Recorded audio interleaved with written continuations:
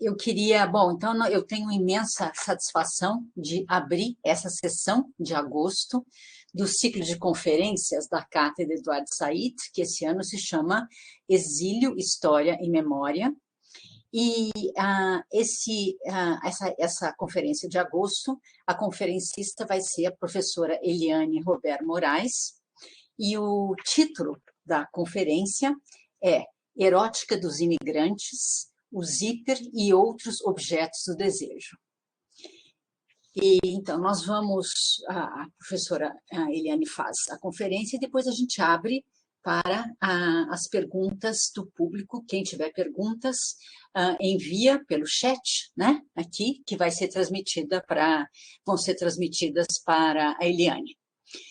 E, bom, antes de passar a palavra, então, à Eliane, eu queria apresentá-la para vocês. Então, eu queria dizer que a professora Eliane, ela é professora de literatura brasileira na USP, na Universidade de São Paulo. E ela é pesquisadora do CNPq, do Conselho Nacional de Desenvolvimento Científico e Tecnológico, né, nosso. E ela fez sua formação também toda na USP. A graduação dela é em Ciências Sociais e o mestrado e o doutorado em Filosofia. Ela fez pós-doutorado na Universidade de Nanterre, na França, Paris 10, né? E ela é professora titular aposentada da Faculdade de Comunicação e Filosofia da PUC, né? Da Pontifícia Universidade Católica de São Paulo. E ela tem uma experiência internacional importante também, e ela atuou como professora visitante nas universidades fora do Brasil, como a Universidade da Califórnia, nos Estados Unidos, de Nova Lisboa, em Portugal, e na França, nas universidades de Perpignan e Nanterre. E ela desenvolve e coordena projetos de pesquisa em colaboração com universidades francesas, por exemplo, como a Vincennes, Paris 8, e a Sorbonne Nouvelle, Paris 3, onde ela é também membro associado do CREPAL. O CREPAL é o Centro de Estudos sobre os países lusófonos. E, bom, no que se refere às suas publicações, ela publicou diversos ensaios em torno do imaginário erótico nas artes e na literatura. E um dado importante do currículo da Eliane é que ela traduziu História do Olho, do Georges Bataille, para a edição brasileira da Companhia das Letras. E, bom, entre seus livros eu queria destacar também Sade, a Felicidade Libertina, O Corpo Impossível, Lições de Sade, Ensaios sobre a Imaginação Libertina, e ainda Perversos Amantes e Outros Trágicos, que são todos publicados pela editora Iluminuras. Além disso, ela organizou a Ontologia da Poesia Erótica Brasileira, que foi publicada também em Portugal. E organizou também O Corpo Descoberto, Contos Eróticos Brasileiros, de 1852 a 1922, pela CEP Editora. Bom, e seus livros mais recentes são A Seleta Erótica de Mário de Andrade, pela editora Ubu, e O Corpo Desvelado, também, que ela publicou também pela CEP Editora. E, atualmente, ela se dedica a investigar as figuras do excesso na prosa de ficção brasileira dos séculos 20 e 21. E, para terminar, para não tomar mais tempo, eu queria só mencionar também a importante atuação que a Eliane tem na formação de pesquisadores, com muita orientação também, tanto em nível de iniciação científica, quanto mestrado e doutorado, além da supervisão de estágios de pós-doutorado. Bom, e então eu queria não tomar mais tempo e queria passar a palavra para a Eliane. Então, Eliane, você fala, toma o tempo que você precisar. Nós vamos ter que encerrar um pouco antes do habitual das conferências em função de um compromisso inadiável que a Eliane tem, e ela vai ter que sair às 8h10, né? É isso? 8h10, desculpe, 6h10, impreterível. Então, bom, você toma o tempo que você precisar para falar e a gente, se houver tempo, abre para o público fazer perguntas e a gente comunica aqui pelo chat as perguntas que forem feitas, tá bom? Então, Nani, a palavra é toda sua. Obrigada, Cíntia. Prazer estar aqui conversando com os pesquisadores, os colegas, amigos e o público que está aqui. Ela não colocou um detalhe da minha biografia, que é o seguinte: ela e eu, a Cíntia, participamos de movimento feminista juntas há uns 30, 40 anos atrás, né? Fomos, assim, ativistas de feminismo, num momento muito rico das nossas vidas, intelectualmente, socialmente, e foi justamente, vamos dizer assim, essa embocadura que me levou a trabalhar com erótica. E, então, portanto, é uma alegria muito grande estar aqui, né, conversando, ouvir essa apresentação da Cíntia, e também agradecer esse convite a Olgária Matos, que é uma colega muito querida, uma pessoa que eu gosto muito também, e quero agradecer. Muito bom, adoro o tema da cátedra, tem vários cruzamentos com assim, coisas que eu penso e tal, então estou muito contente de estar aqui. Aliás, eu vou começar contando para vocês como é que eu inventei essa história de zíper, né? Primeiro, o zíper exatamente não fui eu que inventei, mas como é que isso apareceu, o zíper como objeto erótico?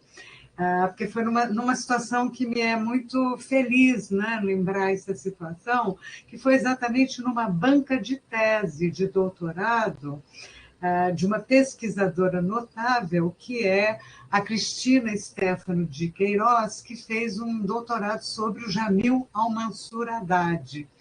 E a Cristina, muito generosa, já tinha me ajudado a conseguir os poemas eróticos do Jamil Al-Mansur Haddad para uma antologia da poesia erótica que eu organizei. Na tese dela estava presente a Olgária, e na arguição que eu fiz a tese, eu mencionei o erotismo, porque o Jamil é um autor excepcional, um poeta incrível também erótico, trazendo essa dimensão oriental, que a gente conhece muito pouco. E eu mencionei que ele tinha um poema sobre o zíper, que eu achei que é um negócio extraordinário, que, aliás, é boa parte do nosso tema hoje, é o tal do zíper. E a Olgária também se animou muito quando soube, quando ouviu a coisa do zíper e tal. E, na verdade, eu estou aqui hoje em função de um convite que ela me fez há anos atrás, quando a Cristina defendeu sua tese. Eu vou até pedir para o pessoal de apoio aqui colocar, por favor, a imagem do livro que essa tese resultou, que é A Lua do Oriente e Outras Luas, que é uma biografia do Jamil Al-Mansur Haddad, seguida por uma seleção de poemas dele. E eu quero convidar vocês para o lançamento, que vai ser no dia 8 de setembro, né, é a semana que vem, o dia seguinte da Semana da Pátria, e o dia seguinte do 7 de setembro, né, esse 7 de setembro que a gente está meio fugindo, então a gente já rebate com uma figura incrível e louca que foi o Jamil Al-Mansur Haddad, apesar desse semblante muito sério aqui. O Jamil foi tradutor de Baudelaire, das Flores do Mal. O Jamil foi um dos primeiros caras que trouxe o Marquês de Sade para o Brasil. Enfim, assim, justifica, assim, foi uma figura ímpar, e o trabalho da Cristina é um trabalho exemplar. Inclusive, eu estarei falando lá também nesse dia. Então, eu queria convidar vocês, vai ser na Livraria da Vila, aqui na Fradique Coutinho, e dizer que, na verdade, essa minha fala de hoje, ela nasce desse trabalho. Então, acho que a gente pode voltar aí para a imagem normal, agradeço. E vou me permitir começar com um tremendo lugar comum, mas que eu acho que é importante, porque a gente vai falar um pouco de erótica, e a erótica também suscita muitos lugares comuns.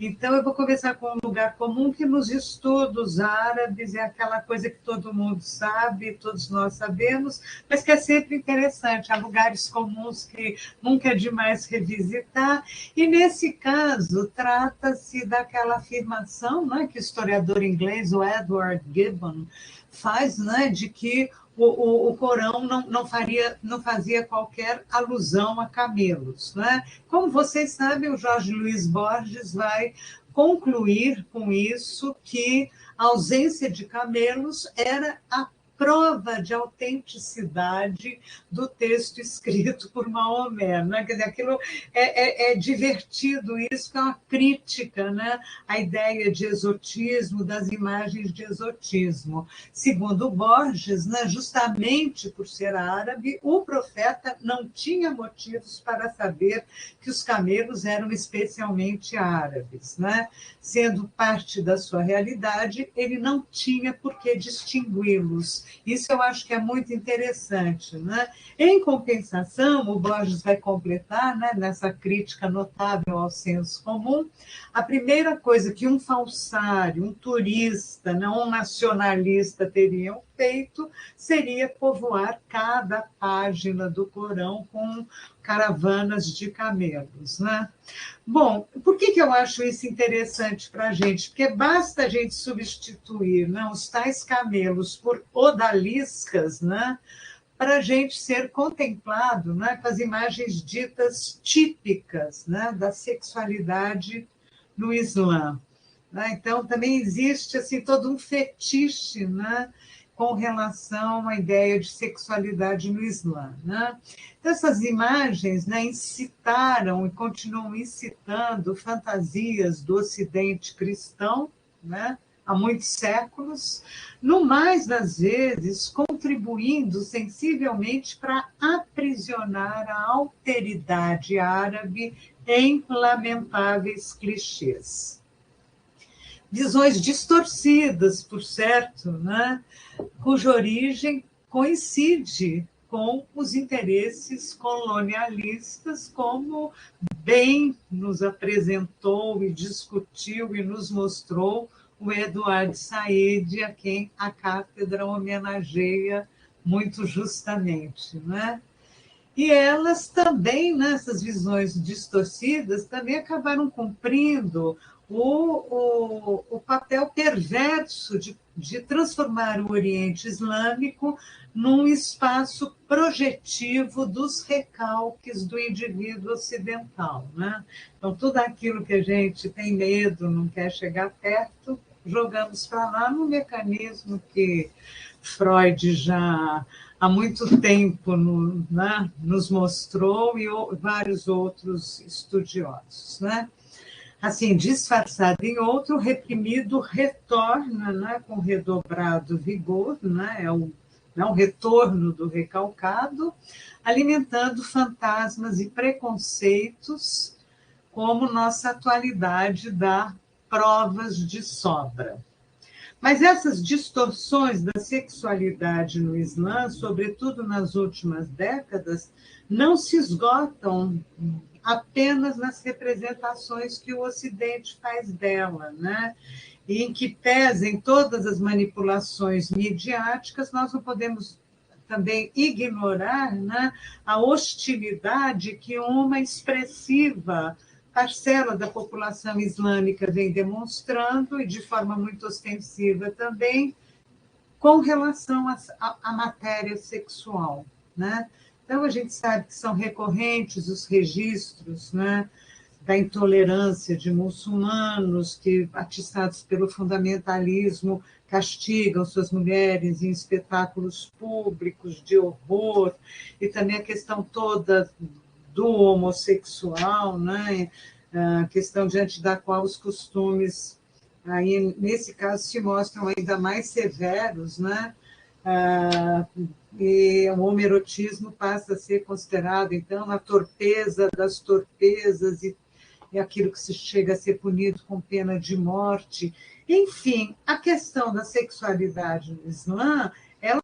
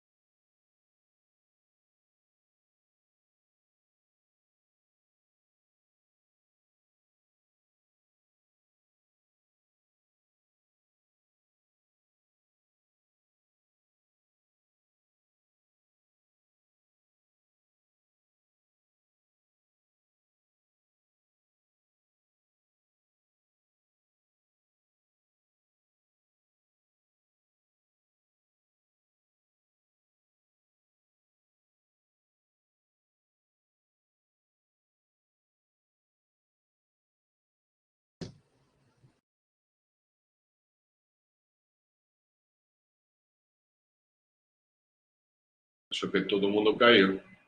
Todo mundo caiu? O que aconteceu? Isso deu um problema na plataforma. Alô, você está me ouvindo, Cíntia? Não, eu parei quando você estava falando do... Deixa eu ver, onde é que foi? Quando você falou da recusa do islamismo para a matéria sexual, né? Eu acho que não foi por aí que nós paramos. Aí caiu para todo mundo, então. Caiu para todo mundo. Caiu. Então, se você pode retomar daí, né? Que eu acho que foi Não, mas foi logo aí que caiu mesmo. Não foi, né? Grande coisa depois. Será que a gente já está conectado? Já sim, pode continuar. Tá ótimo. Então, vamos lá. Bom, desculpe por essa... Não, gente, mas o acontece. tempo está muito isso é isso, mundo virtual, né? Vamos lá. Não, eu estava dizendo isso, né? Quer dizer, a gente não pode ignorar uma hostilidade, né, bastante ostensiva também, que uma expressiva parcela da população islâmica demonstra também com relação às questões sexuais, né? Quer dizer, a gente sabe que são recorrentes esses registros de intolerância, né? Que atiçado pelo fundamentalismo, de castigar as mulheres, né? Espetáculos públicos de horror por conta de adultério, enfim, da mesma forma que, com relação à homossexualidade, né? Os costumes se mostram também bastante severos, né? Quer dizer, o homoerotismo é considerado a torpeza das torpezas e muitas vezes chega a ser punido até com a pena de morte. Não vou entrar, obviamente, nisso, eu estou passando assim super rápido em questões absolutamente importantes, porque a minha praia é literatura e, né, quer dizer, é algo muito específico, mas a gente não pode esquecer também que essa sexualidade, né, do Islã, ela acaba ficando cercada, né, por muitas fantasias de todos os lados e também atos, né, motivados por essas fantasias, por essas representações, né? Por isso mesmo, é importante a gente interrogar que lugar o erotismo ocupa no Islã. Isso eu acho que é muito importante, eu adoraria poder dialogar com pesquisadores, talvez pessoas que estejam aqui, e abrir um pouco essa possibilidade, porque é tão cercada essa questão da erótica, a mistificação que o Ocidente faz, e a censura também, né? Também é uma forma de censura, a ocidental, e a própria, vamos dizer assim, censura dentro, né, do âmbito islâmico, assim, faz com que esse objeto da sexualidade acabe ficando muito minado, né? E quando a gente vai, enfim, estudar um pouco isso, eu não sou especialista, mas tenho interesse, a gente muitas vezes vai desmentir a imagem de uma religião, de um grupo assentado na repressão absoluta da sexualidade, né? Quer dizer, há toda uma erótica, basta a gente conhecer as Mil e Uma Noites, nessa maravilha da erótica milenoitesca, né? Que, muito ao contrário do cristianismo, né? Não elege o prazer carnal como origem do pecado. Tá? Isso é importante, né? Uma vez que esta erótica, né, afirma o gozo do corpo como uma espécie de fonte e de prova da existência mesmo do poder divino de Alá. Então, aí, né, essa dimensão sagrada do erotismo, que muitos autores, inclusive ocidentais, acentuam. Um caso destes é o Jorge de Bataille, né, que vai mencionar, vai trabalhar muito com a dimensão sagrada da erótica, né? Ela vai aparecer fortemente, né? Também nesse erotismo que acaba assim, ficando um pouco escondido, né? Hoje, por força da mistificação ocidental e da censura, né, forte que muitos países árabes exercem, e a gente tem ali uma afinidade entre o sexual e o sagrado, né, que dela decorre a concepção de que o exercício erótico contempla uma rica, delicada e sofisticada simbologia que envolve a matéria sexual nessa sensibilidade. Então, eu queria partir um pouco dessa coisa que eu trouxe muito por cima, muito rápido, mas é que quando a gente vai tocar nesse assunto, isso tem um fundo, né? Fundo que a gente deve cada vez mais tentar trabalhar, né? Esse refinamento, né, desta erótica oriental, né? Aqui no caso, né, a gente está olhando para o mundo árabe, pode ser encontrado nas diversas formas simbólicas de diferenciação dos sexos, por exemplo, que é interessante, né? Que é uma tópica essencial da vida islâmica, no centro da qual se encontra um objeto simbólico, mas também material, que é o véu, que é um objeto de poderosa mitologia. Então, só para tentar pensar como é que assim, a ideia do véu, a gente sempre olha, né, no Ocidente só como uma censura e tal, e o véu ele pode ser um objeto de forte erotismo também mereceria aí estudos nossos, né?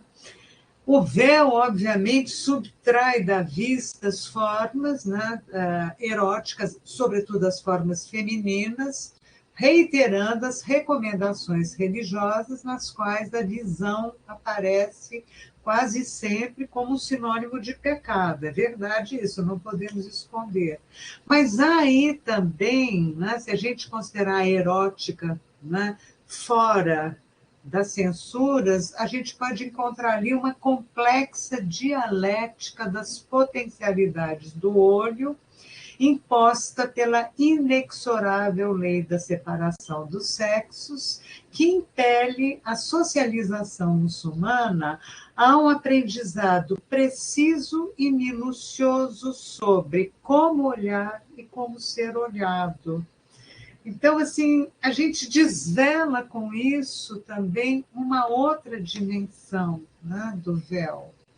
Não estranha, portanto, que para compensar, né, as exigências dessa sociedade que codifica a visão nos menores detalhes, aqui eu estou citando aquele sociólogo tunisino Abdelwahab Boudiba, que tem um livro lindo sobre a sexualidade no Islã, e ele diz o seguinte: a poesia árabe, para compensar essas exigências da sociedade, ela será um hino aos olhos e uma sinfonia do olhar. Então, a poesia vem como uma espécie de contraponto. Ela vem dar, né? Ela vem levantar o véu, se a gente quiser. E aí, né, a gente já está roçando as tópicas, algumas das tópicas essenciais do erotismo, né, ou daquilo que a gente poderia chamar poética erótica, que é essa ideia do abrir e do fechar uma cena, né? Do ver e de não ver, do olhar e ser olhado.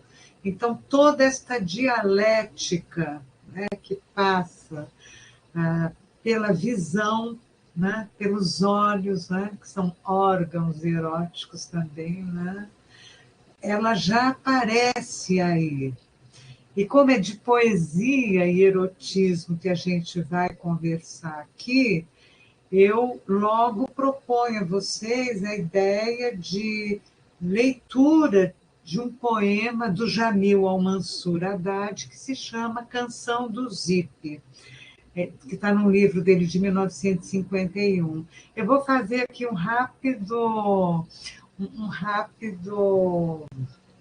suspense, que eu não vou ler o poema agora. Eu vou deixar para ler o poema no final da fala e para dizer para vocês só o seguinte, não é? Quer dizer, dentro dessa dialética, a ideia de que alguém possa fazer um poema sobre o zíper. O Jamil, até em 1951, coloca zíper, sem o R no final. Mas, assim, absolutamente inesperado, né? Porque ele não está falando daquilo que aberto o zíper mostra. Ele está enfatizando o próprio objeto zíper como um objeto de desejo, obviamente, aliado a um corpo. Então, acho muito interessante essa ideia de que você tem esse olhar, né, de um autor de origem árabe para um objeto que é um objeto industrial, né? É um objeto que a gente liga à indústria, a gente liga ao mundo capitalista, né? E de repente, ele é transformado ali num objeto erótico, que isso eu acho notável. Só para informar vocês, o zíper, né, que aqui no Brasil, em Portugal também passou a chamar-se fecho éclair, né, ele foi inventado no final do século XIX por um engenheiro em Chicago, nos Estados Unidos. Então, assim, ele é muito objeto industrial. E esse engenheiro, ele começou a inventar o zíper para se colocar nos sapatos, porque ele achava muito difícil essa coisa de fechar sapato. Então, ele inventou o zíper para fechar o sapato, mas isso também não funcionou tão bem. Então, foi já no começo do século XX que um sueco-americano resolveu usar esse mecanismo do zíper nas roupas. E então ele inventa o zíper tal qual a gente conhece mais ou menos hoje. E, inclusive, como a gente está ali em cima ali da Primeira Guerra Mundial, o zíper vai ser um objeto importante para os uniformes dos soldados americanos na Primeira Guerra Mundial. Se eu falei segunda, não, na Primeira Guerra.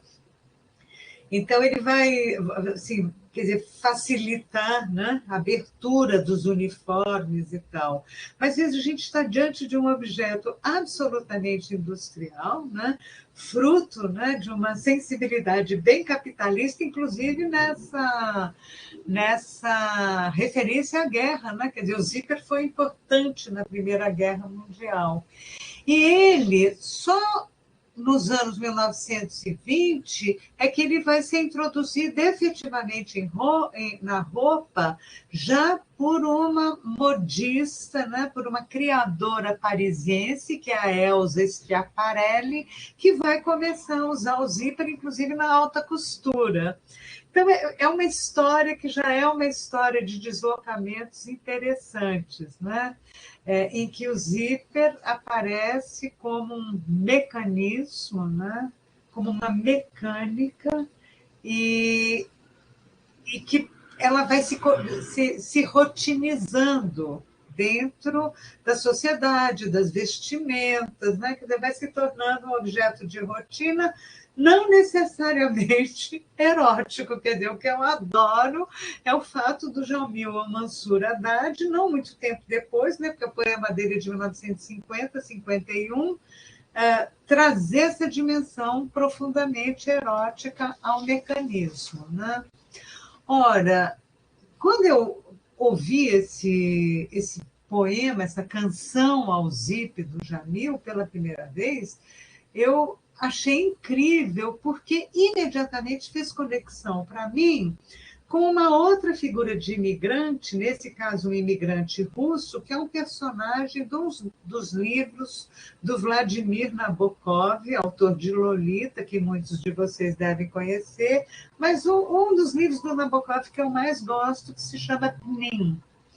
É uma novela, não é um livro pequeno, tem tradução aqui, P-N-I-N, Pnin, a história de um professor russo que é deportado e vai para os Estados Unidos, e o Pnin é um personagem, não é um personagem exilado, de repente ele se vê exilado nos campos americanos, um homem que vem da Rússia, e assim, numa circunstância muito particular e muito parecida com o próprio Nabokov, né? Porque o Nabokov também foi exilado, né? Viveu um pouco na Alemanha, um pouco na França, mas a maior parte do tempo ele viveu nos Estados Unidos, deu aula em Cornell, então tem um pouco a ver com a figura dele, né?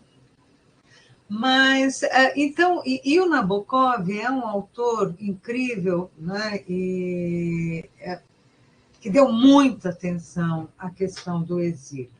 Não vou poder entrar muito aqui, depois a gente faz um outro encontro só sobre o Nabokov, né? Porque o exilado realmente aparece na obra dele assim, com um destaque, com uma interpretação que é notável. Né? Quer dizer, o exilado, para além de todas as circunstâncias biográficas mesmo, o exilado aparece na obra dele sempre como aquele que nos convida a ler o avesso das coisas, né?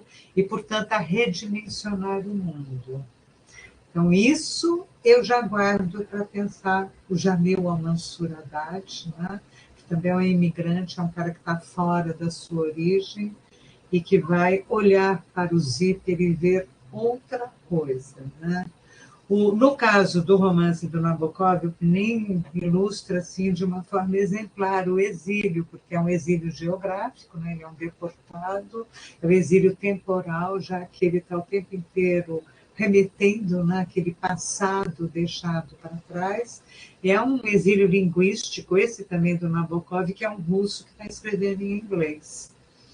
E o Pnin também é um professor de literatura que está tendo que dar aula em outra língua, enfim, é um exilado assim, total, praticamente. Né? E é um personagem, portanto, que ele sofre assim, uma espécie de grande inadequação no mundo que ele está vivendo. Né?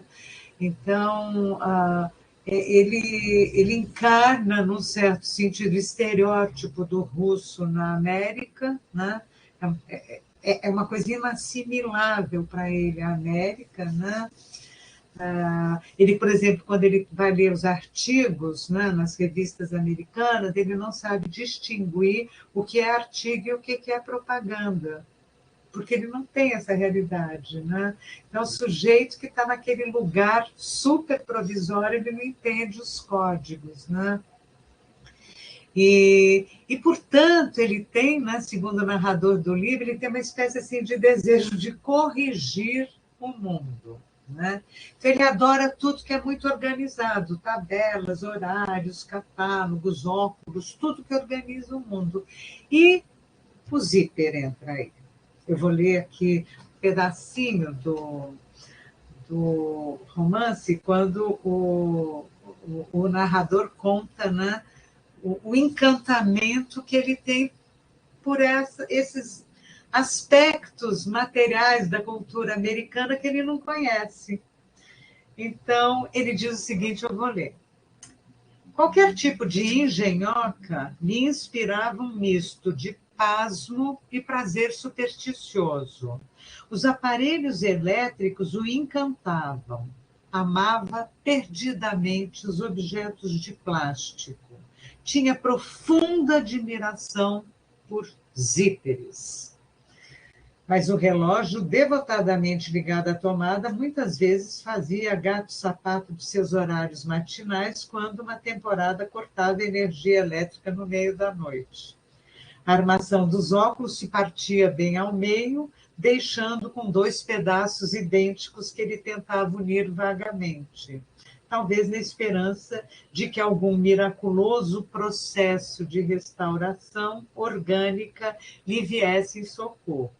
O zíper de que um cavalheiro mais depende costumava desmontar-se entre os seus dedos, suspensos em movimentos de pressa e desespero, como aqueles que só se vivem em pesadelos. Então a gente já imagina, né, este homem russo tentando fechar a calça, né, num momento de pressa e não conseguindo, embora ele tivesse, né, como é dito aqui, uma profunda admiração pelos zíperes, né? Acho ótima essa ideia.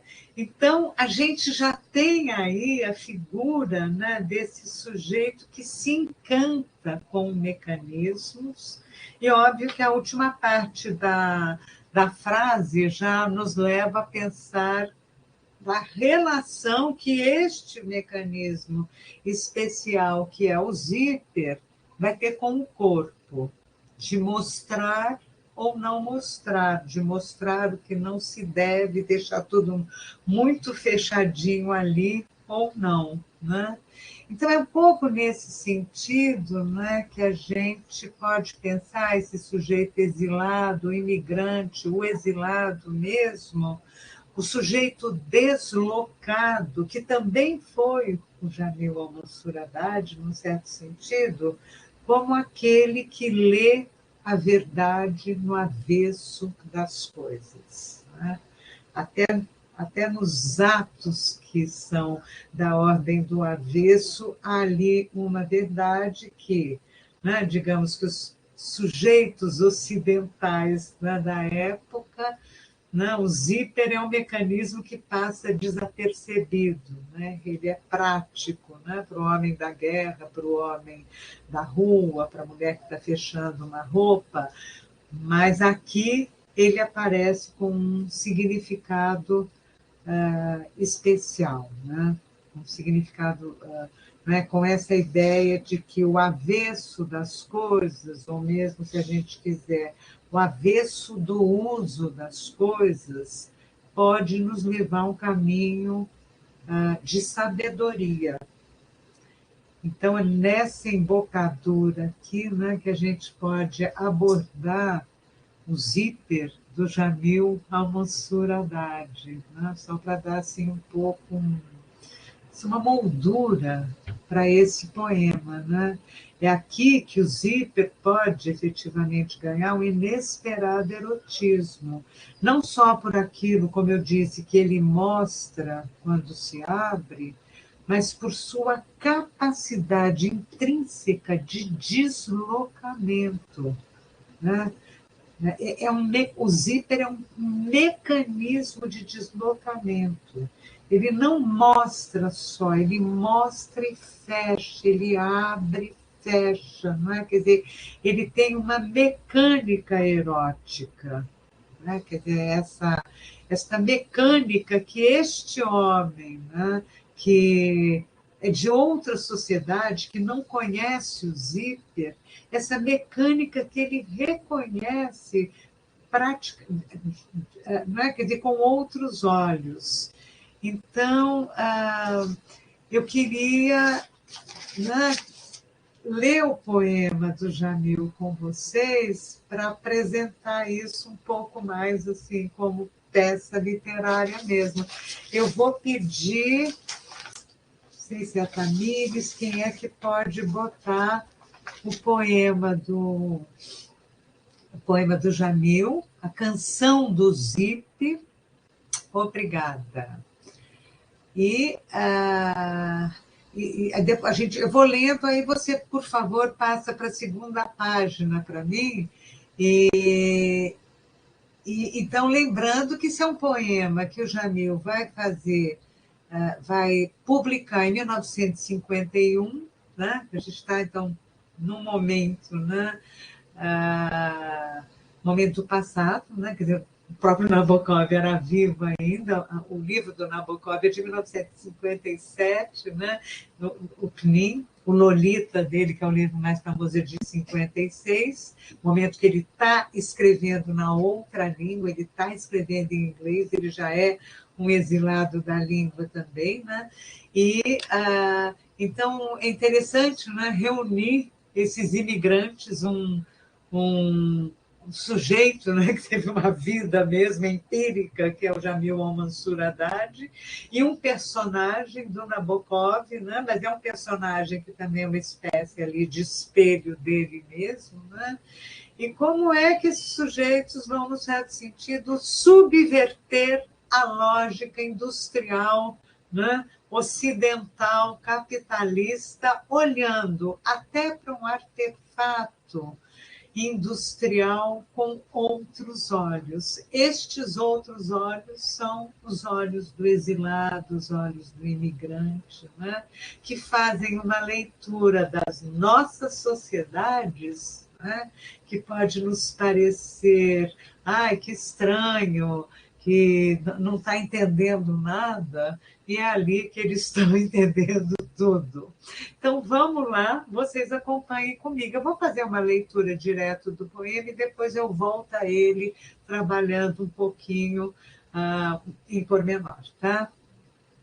Canção do Zip. Ele percorre-te o corpo e é arroio de prata, punhal de prata, clarão, lâminas sucessivas de mica. Ele vai se encolhendo como cobra retrátil e surge para a luz plena do dia, a funesta harmonia, ou então o alvor gongórico de teu corpo metafórico. A serpente de alumínio retrai-se, e é então madrugada e crepúsculo, e é então o florescimento orvalhado dos gerânios, e é o nascimento da tua virgindade de espera e de sangue.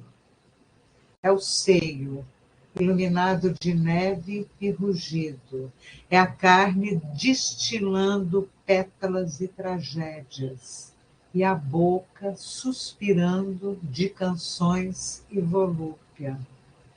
A serpente retrai-se e é, então, estremecimentos e sombras. E é, então, o bico rosado do seio genuflexo diante da morte. E a perna coroada de silêncios. E o ventre coroado de silêncios, e a fronte coroada de silêncios, e os silêncios coroados de silêncios, à maneira das ondulações sucessivas e concêntricas. Então, um poema forte, né? Quem diria que o Zíper ia render tudo isso, né? Vocês percebem que é um poema cheio de alusões ou metáforas, ou até signos mesmo mais diretos do erotismo, né? Nesse poema você tem um homem, um eu lírico, Não precisaria ser homem, é um poema que você poderia ser é para uma mulher, mas poderia ser de uma mulher para outra mulher também. Mas é para uma mulher. O eu lírico, ele se dirige a uma mulher, descrevendo essa mulher como objeto de desejo, não só descrevendo o próprio zíper que se cola ao corpo dessa mulher como objeto de desejo. Tá? Quer dizer, eu acho que é claro que ele percorre-te. Esse T é uma figura feminina, não é um homem, porque a gente vai falar de virgindade de sangue, de seio, então há várias, né, quer dizer, assim, vários indícios de feminino. De forma geral, eu tenderia a dizer que o eu lírico é um homem, porque há muitas figuras fálicas aqui, né? Então, o eu lírico se dirige a essa mulher, né, para definir o zíper que se cola ao corpo dessa mulher. Tem quase que assim um desejo de estar nesse lugar do zíper, de querer ser o zíper, né? Ele percorre o teu corpo, né? A gente pode dizer assim, ele percorre o teu corpo, eu não. Quer dizer, pode haver essa distância aí dada, né? Já como uma espécie de pórtico do poema. É arroio de prata, punhal de prata, clarão, lâminas sucessivas de mica. Lâminas sucessivas de nada. Mica é ninharia, qualquer coisa, migalha, mica, né? Que a gente lê também como miga aqui, né? Na nossa língua. Lâminas sucessivas de mica, né? É o zíper, né? Todas aquelas laminazinhas, né? Percorre o teu corpo. Quer dizer, como é incrível ele botar esse objeto metálico com a carne, né? Uma fricção do objeto metálico com a carne. E já com essas figuras fálicas, né? O punhal, que aqui vai ganhar, né, uma organicidade com a figura da cobra, depois da serpente, né? Imagens fálicas que ganham assim uma potência orgânica. Né? Ele vai se encolhendo como cobra retrátil. Já está numa pulsação de sexo, né? Quer dizer, por isso que o zíper contém a potência erótica. E surge para a luz plena do dia a funesta harmonia. Né?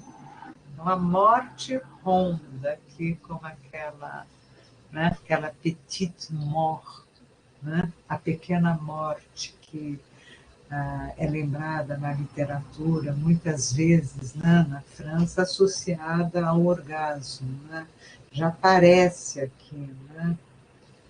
A funesta harmonia, né, uma harmonia da ordem da morte, ou então o alvor gongórico, fazendo, obviamente, referência a Góngora, que é um dos poetas espanhóis de erotismo mais assim, forte e intenso, né? De teu corpo metafórico. O tempo inteiro, né? Quer dizer, você tem corpo, a carne, mas esse corpo já imediatamente sendo metáfora de tudo isso. Né? A serpente de alumínio retrai-se. Outra vez, a gente tem a coisa da retração. Né? Então, tem este movimento aí. Né? E agora eu quero chamar a atenção para vocês do movimento de repetição, que é um movimento próprio do sexo, do ato sexual mesmo, né? O movimento de repetição, de retrair, ir e retrair, né? De se movimentar. A serpente de alumínio retrai-se, e é então madrugada e crepúsculo, e é então florescimento orvalhado dos gerânios, ou seja, entre aquilo que é vida e aquilo que é morte, né? Madrugada e crepúsculo, florescimento orvalhado dos gerânios, né? Então, você tem, né? Quer dizer, o poema, no próprio sentido formal dele, ele mimetiza o ato sexual. E o zíper, né? O movimento do zíper de ir e vir é exatamente ali que ele lê o sexo, né? Algo que fecha e abre, algo que vai e vem, algo que contrai e solta, né? Então, você tem madrugada e crepúsculo, e é então florescimento orvalhado de gerânios, né? Aquilo que floresce, e é o nascimento da tua virgindade de espera e de sangue, o que dá para sugerir que esse zíper que está copulando com esse corpo desta mulher é um corpo virgem. Então, ali é o zíper que pode copular, e não o eu lírico, que é o homem que a deseja, né? E é um seio iluminado de neve e rugido, e é a carne destilando pétalas e tragédias, e a boca suspirando de canções e de volúpia. Então, você tem esse e é, e é, e é, e é. Né? Só para falar, a gente já faz um movimento, né? Que é um movimento sexualizado também, e terminando, né, com aqui, né, nesse momento, né, onde há um ponto final, né, o verso que tem um ponto final é a boca, é um orifício. Tá? Terminando nesta boca, neste orifício que suspira de canção e volúpia.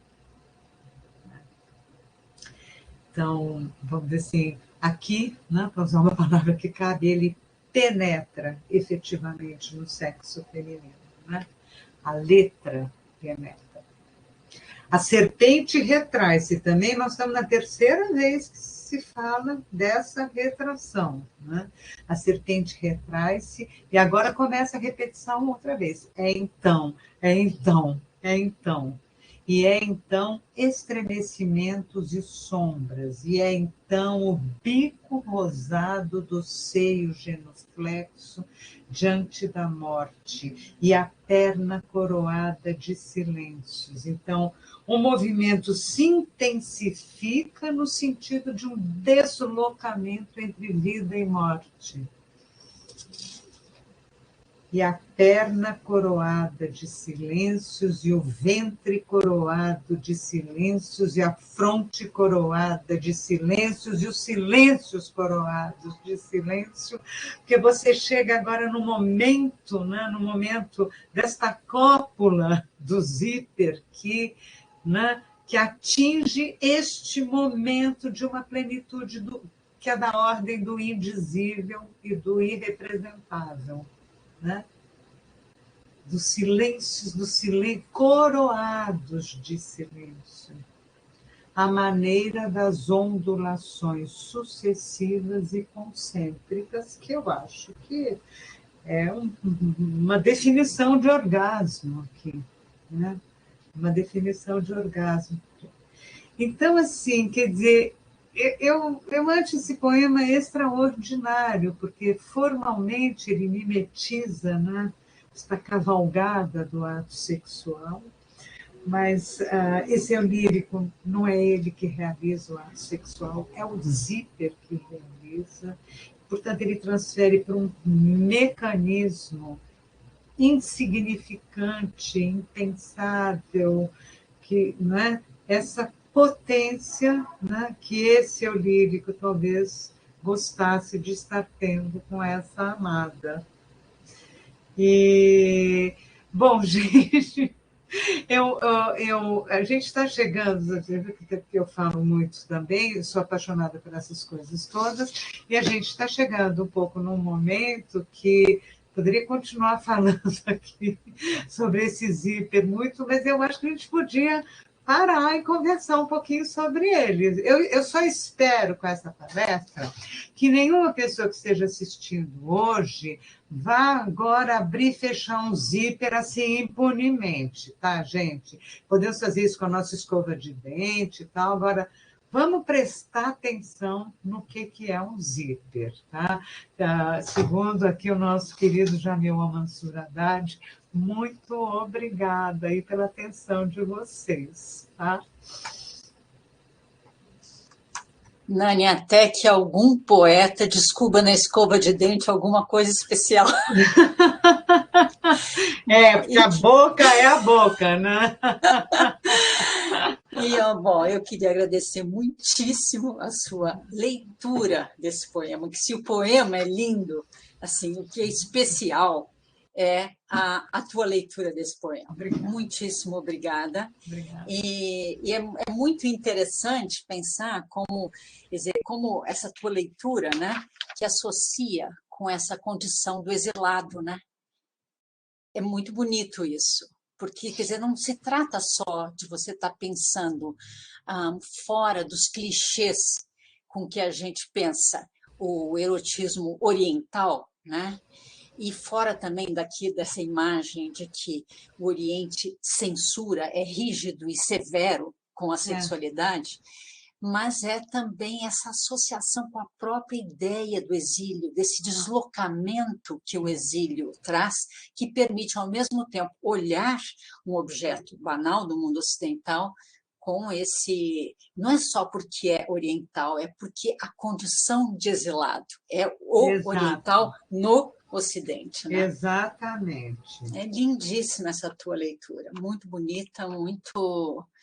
então, muito bonita. Realmente, eu queria abro para as discussões depois desse comentário. Estou fascinada, estou ainda meio sob o impacto do que você falou, e abro para as pessoas que quiserem fazer perguntas, que nós temos ainda um pequeno tempo aqui. Isso. E o Nabokov, enquanto as pessoas vão falando, a gente vai conversando aqui, e o Nabokov e o Jamil também, os dois lidam, os dois fazem essa leitura que passa pelo erótico a partir do lugar de exilado. É isso que você está falando. Exatamente. Quer dizer, como é que o lugar do exilado, né, a gente pensando literariamente, pode ser produtivo também, em função desse deslocamento. Quer dizer, longe de mim querer fazer um elogio do exílio, mas, assim, dado, né? Porque a gente está falando de sujeitos que foram deportados, né? Não tiveram escolha, como é que aquilo tem uma produtividade até erótica, né? Acho incrível. Mas o próprio Said, no Reflexões sobre o Exílio, ele fala disso, com tudo que ele denuncia, vamos dizer, o exílio, ele fala disso, que há algo na condição do exilado que permite uma outra coisa que você nunca conheceria sem a experiência do exílio, né? Então, que é esse negócio dele, não, é o avesso, no avesso, você vai para o avesso e lá você olha e descobre algo da condição humana, né? Que não é mais do exilado, é da condição humana, mas algo que ficou escondido para nós, o que a gente não tem condição de ver. É uma outra perspectiva, né? Você se recoloca num lugar de perspectiva que permite ver o avesso, né? Isso. É muito interessante. Aqui, olha, deixa eu ver, o nome do escritor tunisiano. Maria Nilda perguntou.